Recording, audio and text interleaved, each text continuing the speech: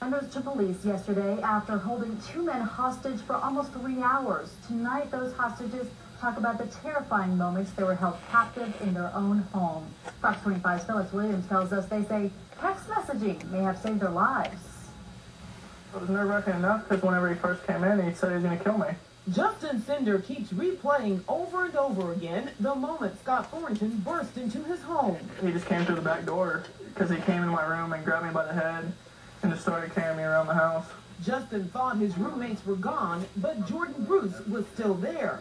Jordan says he woke up and an officer was banging on the front door with his gun drawn. I'm still groggy, coming out my boxers, and I get about halfway down the hallway, and this guy runs up and grabs me, sets me down here in this couch and tells me we're staying here, he's hiding out, and we're not going anywhere until he can go somewhere.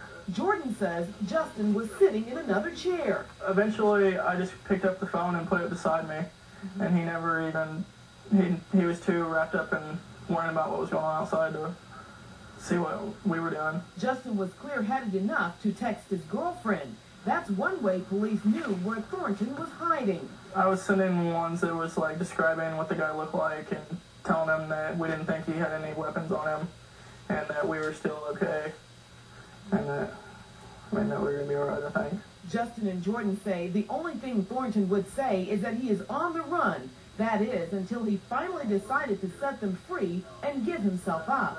That was the last thing he said. He said, "I'm sorry," and walked out with his hands up. He's like, "I'm sorry I brought you into this." Which was good of him, I guess. And after this frightening ordeal, both Justin and Jordan say they will make sure their doors are always locked. I took out the trash earlier and came back and locked the door behind me, which is a horrible feeling. I grew up in Edmond my whole life and never done that. Never done that. And I hate to think that in 40 years from now, I'm going to be locking the door behind me in everything I do. And he hopes to put yesterday's memory behind him also. Phyllis Williams, Fox 25 News. Scott Thornton is facing a laundry list of charges tonight. He's accused of kidnapping for extortion, burglary, robbery, and assault with a deadly weapon. Thornton's bond is set $196,000. Well, Jordan Bruce, one of those hostages, told us one thing that made him and Justin feel threatened was when Thornton asked them to turn on the news. KOCO Channel 5 reported the two hostages were text messaging. Jordan says if Thornton had heard that, he realized they were working against him. Thank God he was in a different part of the house checking for SWAT team and stuff like that. But if he had been in the room whenever that message came over that one of us was sending text messages,